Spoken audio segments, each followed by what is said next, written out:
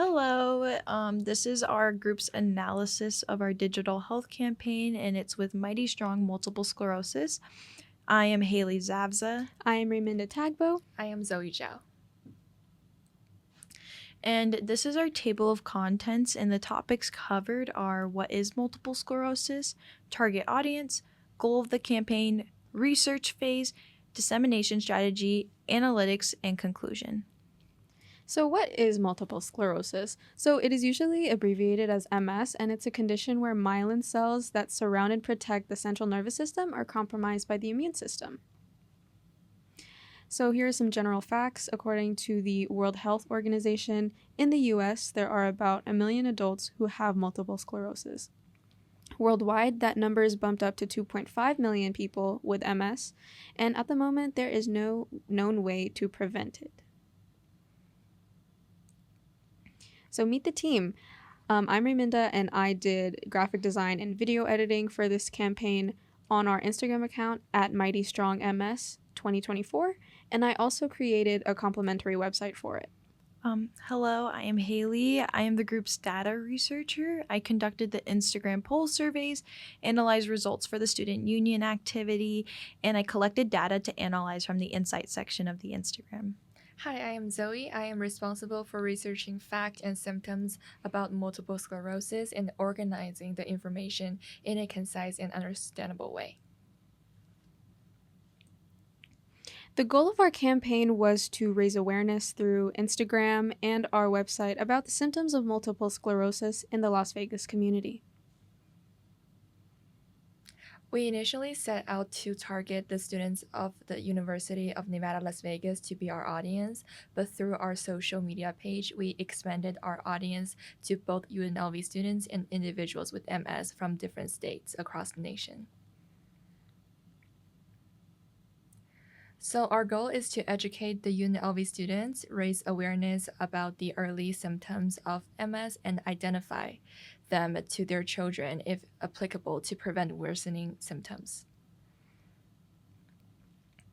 There are two main dissemination strategies that we used. The first one is Instagram. It's our primary tool in digital health campaign to disseminate facts about MS.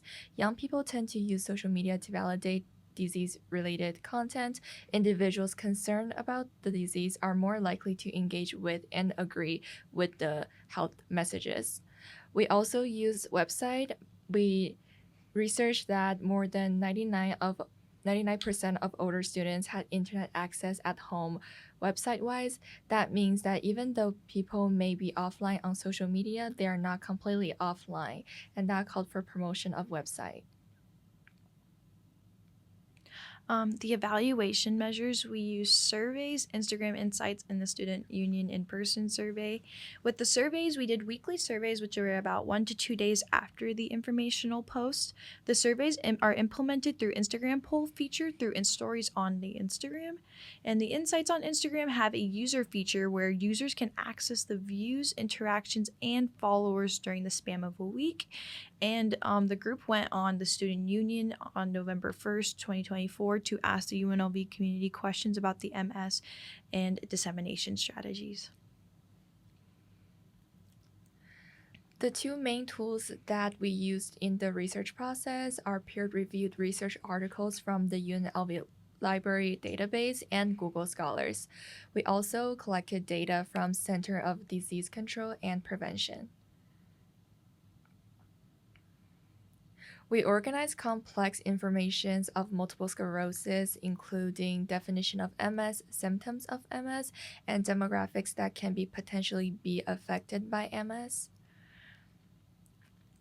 In our evaluation process, we try to look for things that went wrong and fix them.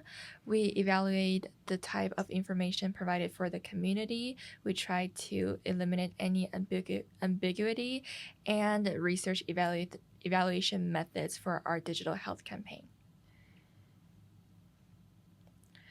In our research, our key mission is to make information easy for everyone to understand so that anyone, anywhere can grasp it effortlessly. So for how the posts were made, they were made by me on Canva after Zoe did research. And as you can see by the colors, The main theme of our account was orange because that is the representative color of MS, along with other elements like butterflies and ribbons and whatnot. As for challenges and setbacks, we wanted to evaluate our website and shed light on it because, as beautiful as I made it, not many people went on it, as we saw through Haley's surveys when they said that they did not visit our website that often.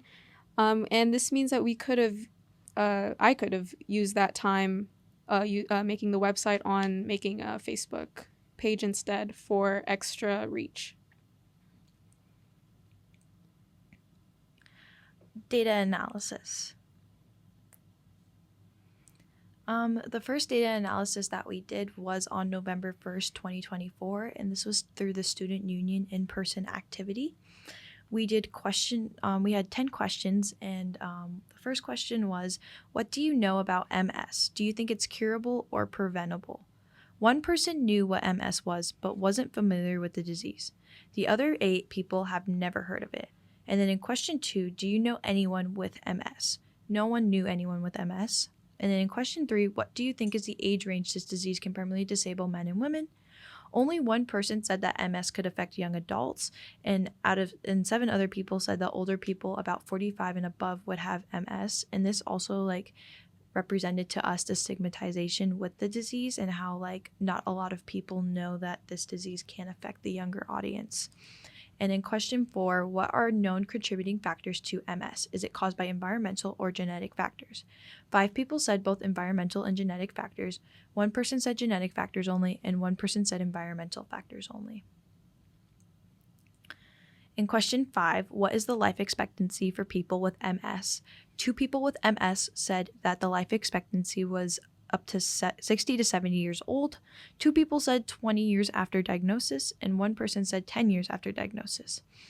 In question 6, do you know any therapeutic applications that individuals with MS could utilize? 7 people said physical therapy, and 1 person said that they simply did not know. And then in question 7, what are the steps to combat MS stigmatization? 2 people said to spread awareness, maybe through social media, and 1 person said to educate about MS manifestation and how it physically shows. And then 1 person said awareness about physical therapy. In question 8, how do you think information about MS can be communicated to the UNLV community? 3 people said digitally via social media. 1 person said a mix of physical and digital dissemination, and 2 people said physically, and 2 people said via the UNLV newsletter.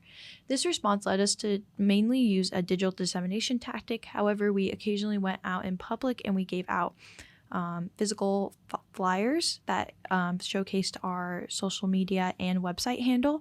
However, something that we could do in the future is maybe take advantage of that UNLV newsletter to get more of an outreach to the UNLV community, because I noticed that we got a more outreach to the MS community on Instagram. In question 9, what social media platforms do you use most often? 3 people said Instagram, 1 person said Twitter, 1 person said YouTube, and 1 person said they don't use social media. This led us to believe that we should use Instagram as our most used website handle. In question 10, would a digital or physical-based dissemination tactic be more effective? 6 people said digital, 1 person said physical, and then 1 person said a mix of both. The next thing that I did was I did weekly surveys with the Instagram polls and after 1 to 2 days after Ray posted, and I started this on week 2, which was the week of November 3rd, and question 1 said, how did you first hear about our campaign?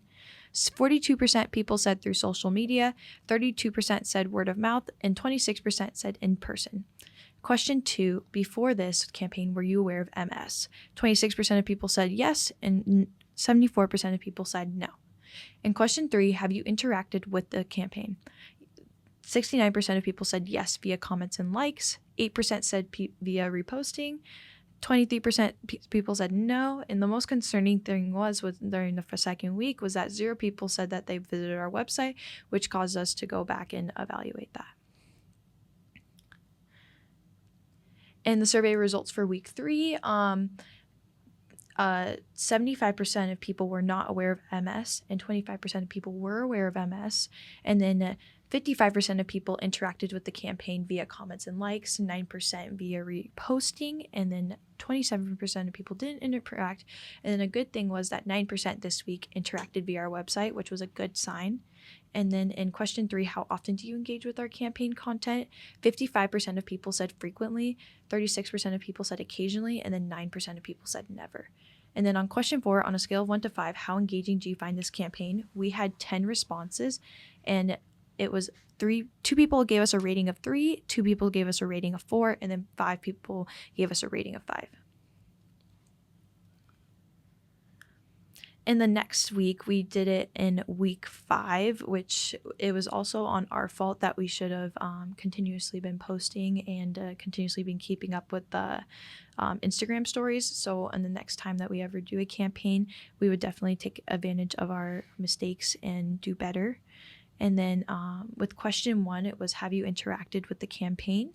And we said 83% of people said yes via comments and likes. 17% of people said yes via reposting. And then on question 2, how often do you engage with our campaign content? 73% of people said frequently. And then 27% of people said occasionally. And then with, is the campaign achieving the goal of awareness? 93% of people said yes this time, and 7% of people said no. And on a scale of 1 to 5, how engaging do you find this campaign? We noticed an increase in this with 6 responses, with the lowest response being a 3.5, which is greater than before. And that was 1 person said that, and 1 person gave us a rating of 4, and then 4 people gave us a rating of 5. And then lastly, we have results of week 7, which is the last week of our campaign. And then 100% of people engaged with our content frequently, which is amazing to see. And it showed us that we were on the right track. And then 2 people gave us a rating of 4 on our engagement of the content. And then 6 people gave us a rating of 5. And then, is the campaign achieving the goal of awareness? This time we received 100%, which was amazing. And then on question 4, what message or theme did you resonate with most? Someone said, I love the themes of strength throughout the campaign and how you're not defined by MS. On question 5, how do you rate this campaign on a scale of 1 to 10? 2 people said gave us a rating of 9, and 2 people gave us a rating of 10. With the results, what do you like most about the campaign? 4 responses, nice visuals, the designs, simple and straight to the point and empathetic, and I absolutely love everything. I think I like the post the most. And on question 7, what do you like least? We had 2 responses that both said nothing. And then on question 8, what barriers, if anything, do you encounter when engaging with the content? We had 1 response, and that was stories are relatable. And then lastly, on question 9, has the campaign benefited your understanding of MS? And we received a whopping 100%, which is amazing of yes. Next, this was our Instagram Insight results. On week 1, we had 1,151 views, 488 interactions, and a total of 82 followers.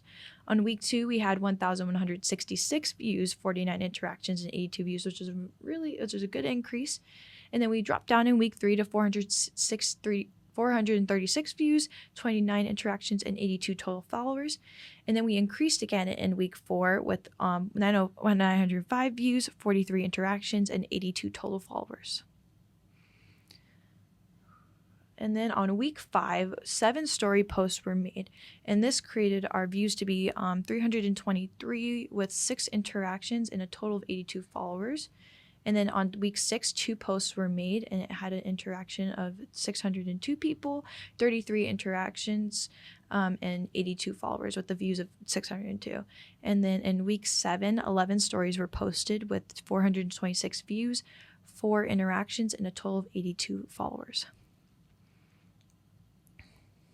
So the major highlight of this digital health campaign is that throughout the process, our target audience switched to individuals with MS in the community. We found that we connected with more individuals with MS, and they even DM'd us on Instagram to talk about their experience as a youth with MS. Which was honestly amazing.